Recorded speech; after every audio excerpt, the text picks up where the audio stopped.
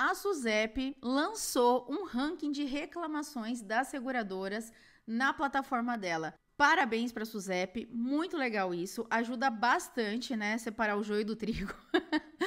Porque ali não tem, obviamente, todas as reclamações que alguém faz contra uma companhia, porque ali tem alguns critérios para chegar, né, nesse ranking, mas já dá para você ter um norte, porque se uma seguradora tem muito mais reclamação que a outra, é um sinal de alerta.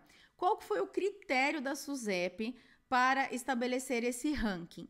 Que as reclamações fossem encaminhadas para a ouvidoria e chegassem para a SUSEP. Portanto, reclamações de PROCON, Reclame Aqui, ações judiciais não entram nesse ranking da SUSEP. É específico, é restrito para as reclamações lá na ouvidoria da seguradora que chegam na SUSEP. Até reforço, antes de falar sobre o site, né, e mostrar como usa, vou deixar o link do site aqui na descrição do vídeo. Quando você tem um problema com a seguradora, tá demorando na regulação de sinistro, tá demorando na emissão da pólice, negou o sinistro equivocadamente, enfim, qualquer problema que você tenha com a seguradora, passou do prazo do pagamento, né, que são 30 dias depois da entrega do documento, fica enrolando, toda hora pede um documento novo, picado, para toda hora começar a contar o prazo de 30 dias de novo.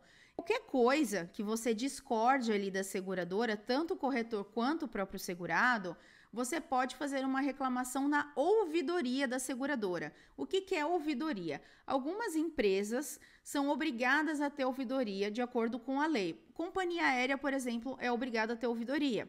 A seguradora é obrigada a ter ouvidoria. O ouvidor, a pessoa, né, que é responsável pela ouvidoria, ela não é um funcionário da companhia seguradora. Ela é uma pessoa independente. Ela não está ali para defender os interesses da seguradora. É como se ela fosse um mediador. Ela está ali para ver se a seguradora tem razão ou se o cliente tem razão. As seguradoras sérias costumam respeitar o parecer do ouvidor. Então, se o ouvidor falar assim, olha, realmente essa negativa aqui não tem fundamento, a seguradora vai lá e paga. Eu, assim, pelo menos as seguradoras que eu trabalhei, né, todas elas eram sérias.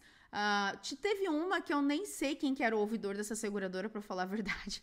Mas as outras, né, eu posso falar que todas foram sérias e que quando tinha uma reclamação na ouvidoria, realmente, se o ouvidor falasse pra gente, olha, aqui tá errado, aqui aconteceu essa situação, faça isso, imediatamente era cumprido a decisão do ouvidor, tá? O parecer do ouvidor. Se não der certo na ouvidoria, você pode pegar esse número de protocolo da ouvidoria e reclamar na SUSEP, porque a SUSEP, ela tem um poder coercitivo sobre a seguradora. Ela pode multar a seguradora, ela pode multar o diretor técnico, ela pode multar algum diretor se estiver descumprindo alguma regra. A SUSEP ali, ela tem ainda muito mais peso quando você reclama diretamente na SUSEP. Explicado isso, né? Muita gente não sabe desse canal da ouvidoria e nem da SUSEP, fica indo no Reclame Aqui e no PROCON, que tem baixíssima efetividade e acaba não indo direto à fonte. Então, aqui a gente ainda tem uma base pequena nas reclamações da ouvidoria. No entanto, como eu falei, mesmo sendo pequena, a gente já consegue ter uma amostra. A SUSEP, ela categorizou aqui pelo trimestre, então todas as reclamações são relacionadas ao primeiro trimestre de 2024. Algumas pessoas até falaram, esses números, será que no impacto dos problemas do Rio Grande do Sul? Não, gente, o Rio Grande do Sul aconteceu em maio, né, a catástrofe principal ali, né, foi durante o mês de maio, então não tem nada a ver com o Rio Grande do Sul, as reclamações, foi antes disso. E aí ela utilizou alguns critérios de segmento, não é por ramo, igual quando você vai consultar, por exemplo, o resultado, né, financeiro das seguradoras por ramo ali no sistema estatístico da SUSEP, não é a mesma classificação aqui, tá? Tem uma categorização macro. Então, responsabilidade inclui o RC profissional, que é o E&O, o D&O e o RC, aí entra operações, geral, quer dizer, o geral que entra operações, prestação de serviço, empregador, garagista, etc. No RC profissional entra médico, corretor, escritório de advocacia, empresa de engenharia, envolve tudo, tá? Outro ponto muito importante é que você vai ver que o ranking não aparece a colocação de acordo com o número de reclamação. Então, não é a seguradora que tenha o maior número de reclamações que está em primeiro lugar, necessariamente. Eles fizeram um paralelo entre o tamanho da seguradora, o faturamento da seguradora e o número de reclamações. O que é bacana, né? Porque, obviamente, uma seguradora que é muito maior, ela tem um número de clientes muito maior. então ela tende a ter mais reclamações do que uma pequenininha. Tem aqui, ó, automóvel, aí tem 39 empresas consideradas, tem alguns ramos que as empresas atuam naquele ramo, a seguradora, e nem aparece aqui porque ela não teve reclamação. Então aqui, ó, no automóvel, a seguradora que está em primeiro lugar no primeiro trimestre de 2024 é essa Peer Seguradora. Ela teve 104 reclamações. Observe que tem várias seguradoras que têm muito mais reclamação que ela. Só que ela só tem 17 milhões de prêmio. Então, ela é uma seguradora pequena comparado ao número de reclamação que ela tem. Então, a SUSEP fez essa proporção. No caso, a Mafre, que está em segundo lugar, ela teve 3.940 reclamações no primeiro trimestre. Aí aqui tem também, né, o faturamento dela, 814 milhões. E ela, de fato, é a segunda. No caso, em número de reclamações, ela é a primeira.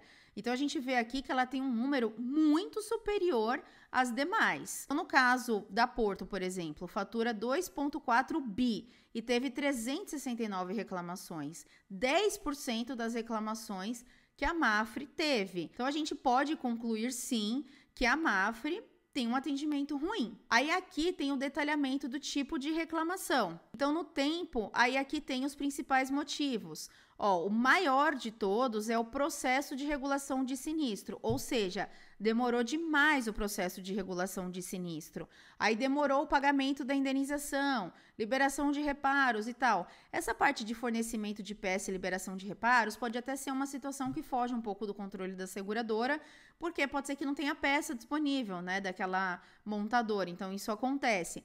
Responsabilidade civil. São todas as seguradoras que operam no RC geral, no RC profissional, também conhecido como E&O, e no D&O. Então, tem seguradora aqui que só opera no RC geral. Tem seguradora que vai aparecer que só opera no RC profissional ou no D&O. Então, aqui tá tudo misturado. A Alfa Seguradora, por exemplo, ela está relacionada somente ao RC geral, né? Porque ela não trabalha com RC profissional nem com D&O. E veja que ela está em primeiro lugar. Ela não é a que tem o maior número de reclamações, né? Ela tem 23 e a CAT tem 25, mas ela está em primeiro por conta da proporção do faturamento. Aqui o problema dela é com o RC geral.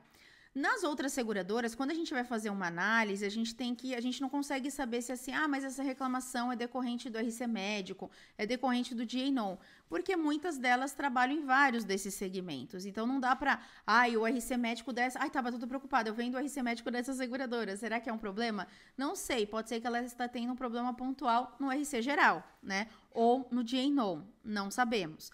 Mas aqui uma coisa que chama muito atenção é em relação à ACAD. Porque a ACAD, ela trabalha nos três segmentos, né, no RC geral, no RC profissional e no D&O, e ela tem um número de reclamações alto relacionado às outras companhias.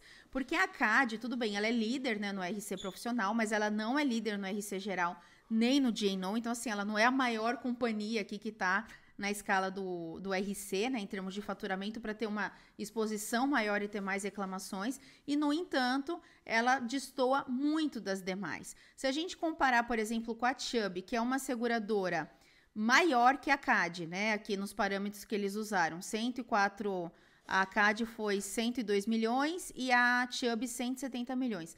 A Chubb só teve 4 reclamações e a CAD teve 25. Então, assim, peraí, né? É para chamar atenção.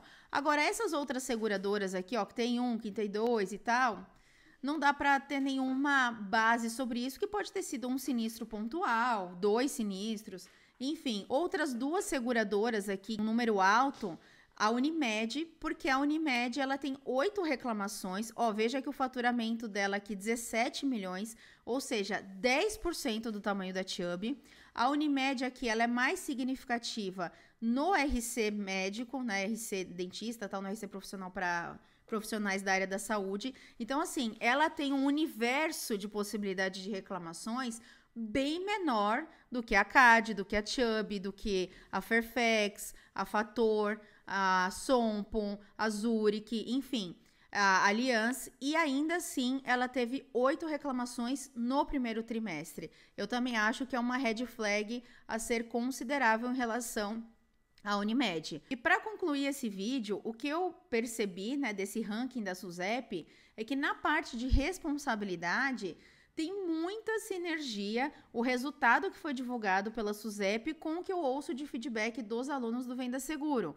Realmente tem muita reclamação da CAD, não só no sinistro, mas principalmente no atendimento, né? A falta de capacitação das pessoas que atendem os corretores, que dão cada uma informação diferente, fala coisa que cobre que não cobre que cobre, enfim, traz muita insegurança para o corretor de seguros ali no momento da contratação.